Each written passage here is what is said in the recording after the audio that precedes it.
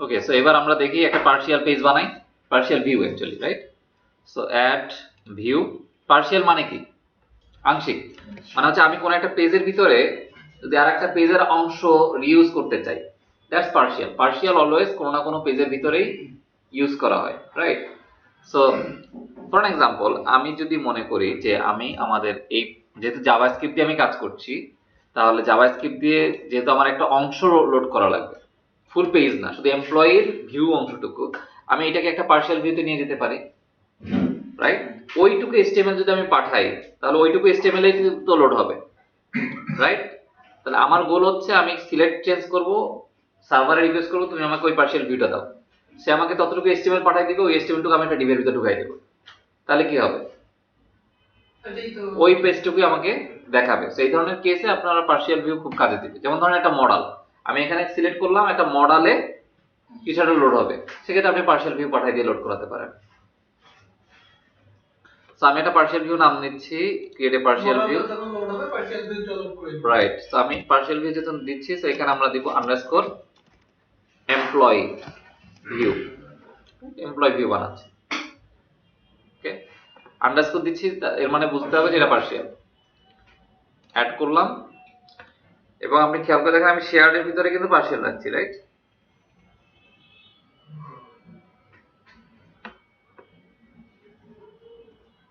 কনসেপ্টটা এরকম হয় যে শেয়ারের মধ্যে থাকবে পার্শিয়াল হবে, পার্শিয়াল সাধারণত শেয়ারেই রাখা হয়, কমন তো সবাই ইউজ করতে পারবে এজন্য। হ্যাঁ,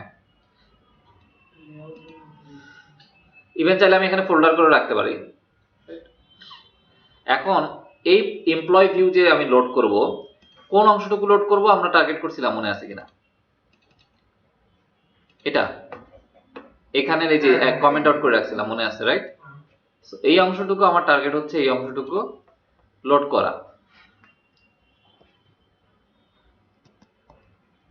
এবং আমি আরেকবার একটু দেখি, রাইট? সো এই অংশটুকু আসলে আমি নিয়ে আসি এবং আমাদের এমপ্লয়ি ভিউতে পেস্ট করে দিই, রাইট? এখন এই মডেল বলে তো কিছু চেনে না, আমার চাওয়া কি, এটা তো কোনো না কোনো এমপ্লয়ি এগেইনস্টে আসলে লোড হবে। আমি একটা এমপ্লয়ি পাঠিয়ে দিব, সেই এমপ্লয়ের এগেইনস্টে যে ডাটাগুলো আছে সেই ডাটাগুলো আমার এই ভিউতে দেখাবে। তাহলে আমি এখানে মডেল হিসেবে ইউজ করব, পার্শিয়াল ভিউতে মডেল হিসেবে ইউজ করা যায়। সো আমি পার্শিয়াল ভিউতে মডেল হিসেবে ইউজ করছি কাকে? এমপ্লয়ি। অথবা আপনি এমপ্লয়ি ভিউ মডেলও রাখতে পারেন, আপনার খুশি। সো এখন কিন্তু দেখেন সবকিছুই সে পাচ্ছে। এখন এখানে যে ভুলটা করছে সেটা হচ্ছে display for model, display name for department দিছে, ঠিক আছে, আর display for department dot ID দিছে। আমার তো ডিপার্টমেন্ট আইডি দেখা দরকার নেই, আমার দরকার নেম, তাহলে আমি ঠিক করে দিলাম, রাইট? তার মানে হচ্ছে যখন আমি ভিউটা লোড করব তখন আমি তাকে সামহাও এই মডেলটা প্রোভাইড করে দিব। এবার আসেন আমাদের কন্ট্রোলারে যাই, এমপ্লয়ি কন্ট্রোলার। আমার চাওয়া কি, এখান থেকে আমি একটা পার্শিয়াল, ওই পার্শিয়াল ভিউটা কল করব যখন আমার দরকার হবে, রাইট? সো কিভাবে, কিসের উপর বেস করে দরকার হবে? এমপ্লয়ি আইডি পাঠাই দিব, সেই আইডির উপর বেস করে তো সে আমাকে পার্শিয়াল ভিউটা এখান থেকে পাঠাই দিবে। সো আবারও আমি এখানে একটা অ্যাকশন লিখছি, আর action result get employee by,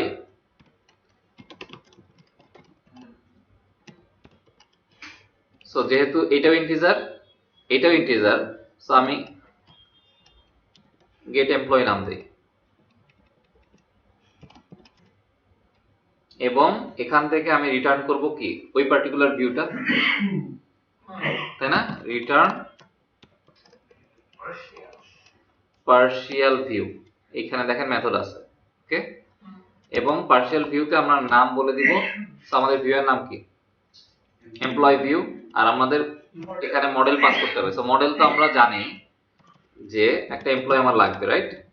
so employee equal to employee repository dot get by ID, এবং এখানে আমি একটা এমপ্লয়ি পাঠিয়ে দিব। So if employee is not equal to null, সেক্ষেত্রে আমি এই পার্শিয়াল ভিউটা রিটার্ন করে দিব, রাইট?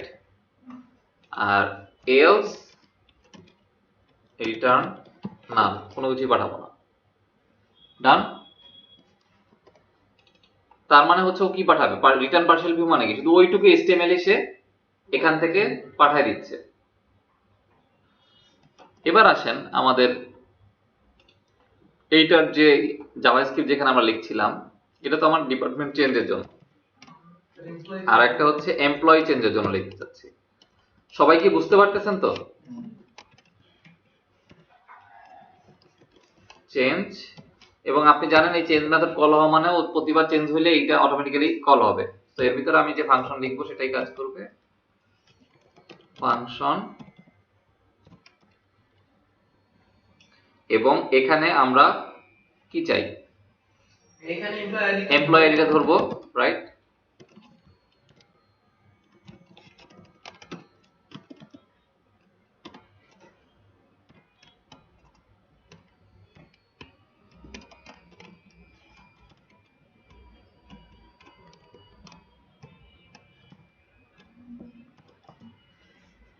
এবং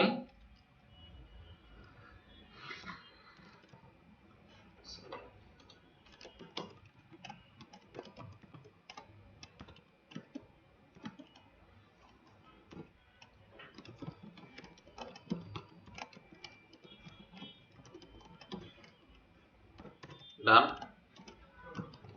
অ্যাজাক্স এবং টাইপ পোস্ট।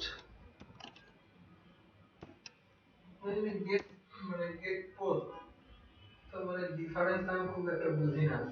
ওই জেসনে মানে জেসনে যা এখানে রিটার্ন করে হয়তো গেট দিলেও না কাজ করে, পোস্ট দিলেও কাজ করে। কোথায়? ইউআরএলটা যেখানে আমার যদি কন্ট্রোলারের অ্যাকশন আমি এখানে এসি পোস্ট দিয়ে দিই তাহলে কোনোভাবে এটা গেট কাজ করবে না, যেহেতু এখানে পোস্ট দেয়া, রাইট। আর যদি এখানে আমি গেট দিয়ে কোনো কিছু না দিই, তার মানে একটাই যেহেতু মেথড, গেট কল করলেও এটা কল হবে, পোস্ট কল করলেও এটা কল হবে, ঘটনাটা তাহলে এইভাবেই ঘটে। Right.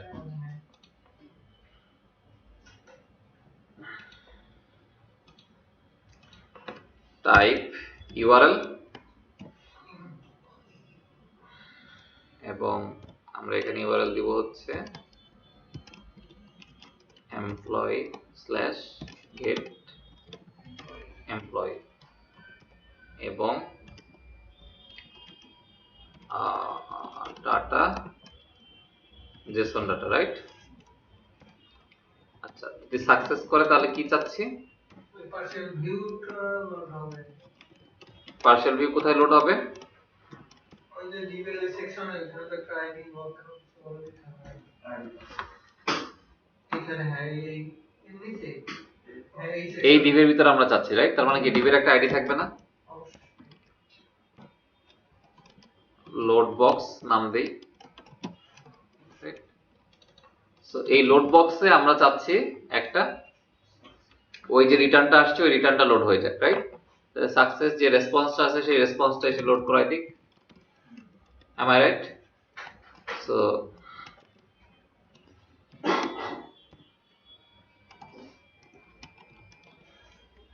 loadbox dot html response।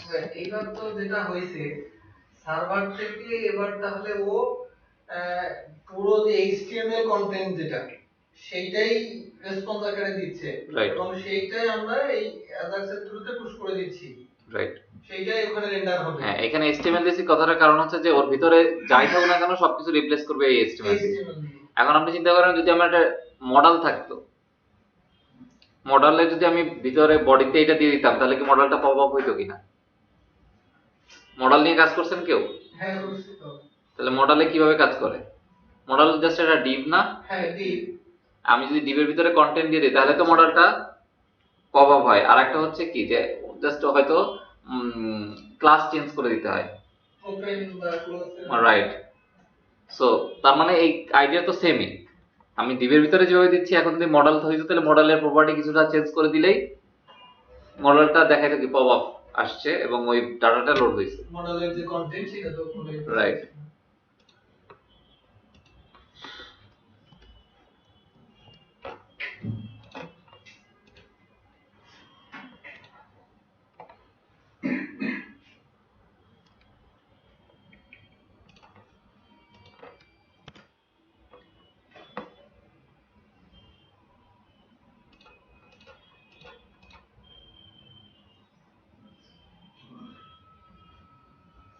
ওকে,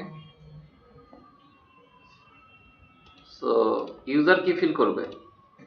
ঠাস ঠাস করে ডাটা চলে আসছে, পেজ লোড হচ্ছে না পেজ লোড হচ্ছে না, কোনো ঝামেলা নাই। আর ব্যাক টু লিস্ট এরকম আপনি অ্যাঙ্কর দিয়ে দিচ্ছেন, তার মানে কি যদি এখানে ক্লিক করেন তাহলে যদি এমপ্লয়ি কোনো ইন্ডেক্স থাকতো তাহলে সেখানে চলে যেত। তার মানে ওইখানকার কন্টেন্টটা তো নিয়ে পুরো এসে এখানে বসাই দিয়েছে, মানে এই পেজের কন্টেন্ট হিসেবেই সে না, এখানে তো আমি ইউআরএল জাস্ট রিডাইরেক্ট করে দিচ্ছি। ইউআরএল এ ক্লিক করলে যেখানে যাওয়ার কথা সেখানে যাবে। আমার যদি এডিট অ্যাকশন থাকতো আমার এডিট অ্যাকশনে চলে যেত, রাইট? আমি যদি এখন এইটার এগেইনস্টে বাটন বসাইতাম, এখন বাটনে ক্লিক করলে আমার একটা পপআপ আসবে, আমি সে পপআপ কি দিতে পারবো না? অবশ্যই দিতে পারবো। ওই যে partial view, right? Partial view এর ভিতর আমি ফর্ম রাখলাম, ওখানে ক্লিক করলে ফর্ম আবার পোস্ট করে দিচ্ছি, অনেক কিছু করা যায়। এখন তো সম্ভাবনা বেড়ে গেল, তাই না? নিজের মতো করে ইচ্ছা মতো ওয়েব অ্যাপ্লিকেশন আমার মতো করে আমি সাজাই নিতে পারছি। আমার একটা সমস্যা হচ্ছে যে রিপ্রেজেন্টেটিভ প্যাটার্ন ইউজ করার পরে আমি আপডেট আর ডিলিট অপশনটা কাজ করতে পারি না। আচ্ছা, ওকে, এই যে দুটো জায়গায় কনফ্লিক্ট হইতেছে নাকি কন্ট্রোলারে আর রিপ্রেজেন্টেটিভ প্যাটার্ন। আচ্ছা, ওকে। তাহলে আমরা ওইটা মানে যে সময় আলোচনা করবো ওই সময় দেখে ফেললাম যে কেন আসলে আপনার ইস্যু হচ্ছে। আগে আমাকে কনফার্ম করেন এটুকু কি আপনারা বুঝতে পারছেন? যদি বুঝে থাকেন আমি আপনাদেরকে এই কোডটা পুশ করে দিচ্ছি, একটু দেখে নেন।